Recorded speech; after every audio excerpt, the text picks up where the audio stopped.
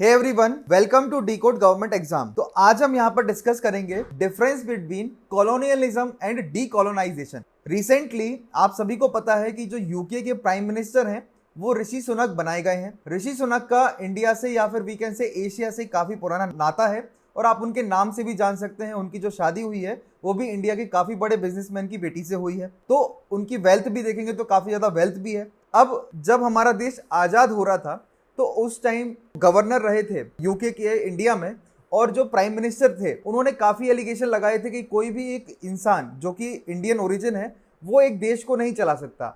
और आज आप देख सकते हैं कि कितनी बड़ी उपलब्धि है कि एक इंसान जो इंडियन ओरिजिन है या फिर एशियन ओरिजिन है वो आज एक यूके के ही देश का प्राइम मिनिस्टर बना हुआ है। Getting this point everyone. अब ये जो कॉलोनियलिज्म एंड डीकोलोनाइजेशन है, इसलिए ये टॉपिक इंपॉर्टेंट होता है और ये हमारे सिलेबस जीएस पेपर 1 के history of the world colonisation decolonisation के पार्ट में आपको ये टॉपिक देखने को मिलेगा।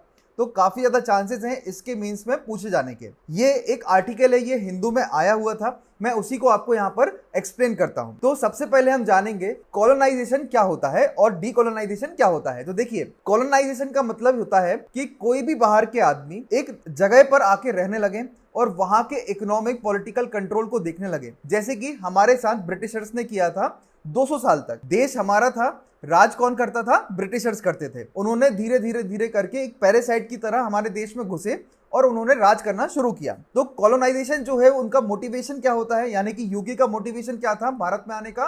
तो उनका मोटिवेशन था इकोनॉमिक्स। इंडिया क्या था? एक सोने की चिड़िया था। अब वो सोने की चिड़िया को देख लिया था उन्होंने कि काफी सारे यहाँ पर खदानें हैं, मिनरल्स हैं, मिनरल्स के साथ साथ यहाँ पर आपको हर प्रकार की चीजें मिल जाती हैं। तो यूरोपियन ने क्या किया, अपना मार्केट को एक्सपांड करने का शुरू किया और रॉ मटेरियल वो बाहर से लेकर आने लगे। और भारत और साउथ अफ्रीका जैसे देश जो थे वो यूके की कॉलोनी बन गए। ऐसे ही फ्रांस ने कई सारी कॉलोनी देखी। इसी तरीके से डीकोलोनाइजेशन होता है। अब ये डीकोलोनाइजेशन क्या होता है? तो डीकोलोनाइजेशन का मतलब होता है उल्टा। जो देश हमारा हुआ था 1947 में, जब देश आजाद हुआ कॉलोनी से, तो जो कॉलोनी से आजाद हुए देश होते हैं उनको डीकोलोनाइजेशन बोलते हैं। तो डीकोलोनाइजेशन का रेस्पॉन्स इंडिपेंडेंस मूवमेंट के कारण होता है कॉलोनाइज्ड टेरिटरी में। जैसे यूरोपियन पावर ने डिटरमाइन किया था बेनिफिट्स ऑफ मेंटेनिंग कॉलोनीज अब उनके कोई काम की नहीं थी, क्योंकि भारत से जितना उनको निचोड़ना था वो निचोड़ चुके थे और पॉलिटिकल बैकग्राउंड भी ऐसे नहीं बने थे कि उनको कंटिन्यू करना पड़ता भारत के अंदर। तो वो डीकोलोनाइजेशन हो गया था भारत में।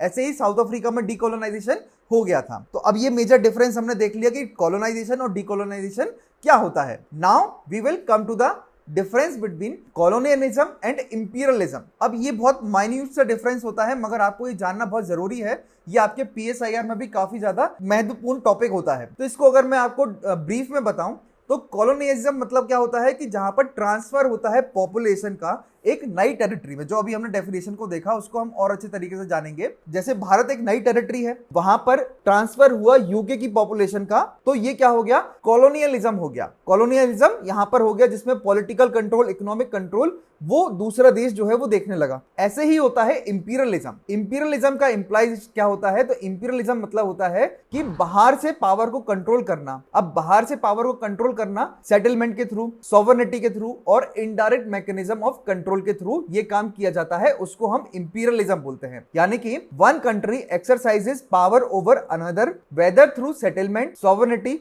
और indirect mechanism of control. So colonialism जो है वो एक्सपीरियंस किया गया है अलग अलग रीजन में, क्लासेस में और कास्ट में भी आपको ये देखने को मिलता है। तो यहां तक आप सभी को ये क्लियर हो गया होगा। अब हम थोड़ा सा आगे बढ़ेंगे।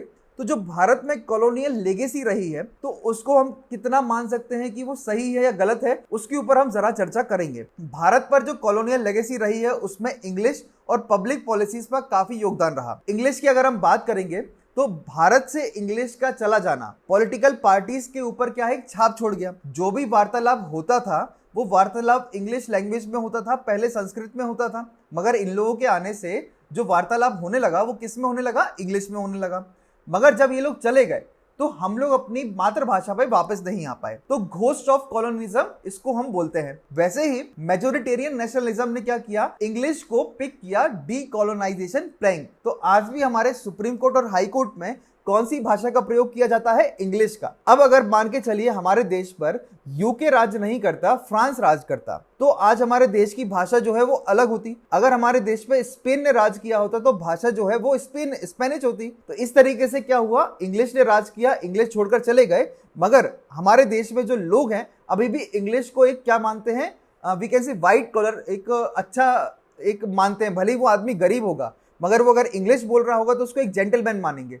और एक आदमी जो हिंदी अच्छी बोल रहा होगा फिर भी हम उसको क्या है उतना तवज्जो नहीं देते हैं। देन ज्योतिबा फुले जो थे हमारे काफी we can say freedom fighter थे, उन्होंने अप्रिशिएट किया इंग्लिश एजुकेशन को और लोअर कास्ट के लिए इसमें क्या है डिस्क्रिमिनेशन हटाने के लिए काफी ज्यादा उपयोग वाला भी बताया।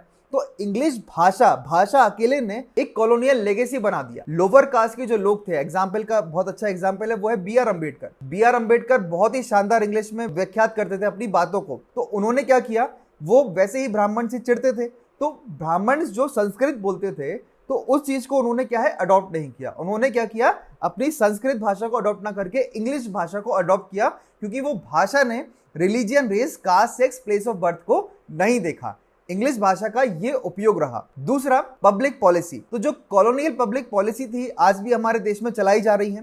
तो एवरेज सिटीजन्स जो होते हैं वो इग्नोर कर रहे हैं। जैसे हमें पता है कि भारत देश के अंदर सिविल डिसोबीडियंट मूवमेंट रहा, नॉन कॉपरेशन मूवमेंट रहा। ये सारे मूवमेंट जो है गांधी के द्वारा और काफी सारे लोगों के द्वारा चलाए गए थे कि हम जो भी कानून है उन कानूनों को नहीं मानेंगे जो ब्रिटिशर्स ने बनाए हैं। देखिए उस टाइम के हालात अलग थे, मगर क्या हुआ, वही जनरेशन ने आगे पीढ़ी को बढ़ाया और वो पीढ़ी ने भी यही सीखा कि अब जो सरकार कानून बना रही है वो सरकार कानून हित में नहीं बना रही है जनता के। तो हमारे लिए शुरू से एक दिमाग में रहा वी कैन से कीड़ा, और वो कीड़ा क्या रहा कि हमें अपने कानूनों को नहीं मानना। अब वो कानूनों को क्यों नहीं मानना, क्योंकि हमने उस टाइम से वो सोच के रखा था। उस टाइम परिस्थितियां अलग थी, आज परिस्थितियां अलग हैं। आज जो हमारे देश में लोग शासन कर रहे हैं वो हमारे लोग हैं और वो हमारा भला चाहते हैं, मगर हमने अभी भी जो है हम यही चाहते हैं कि हमारे देश में जो लोग कानून बना रहे हैं वो गलत होंगे। So it has become a louder in the digital age without making much of an impact on the everyday reality of the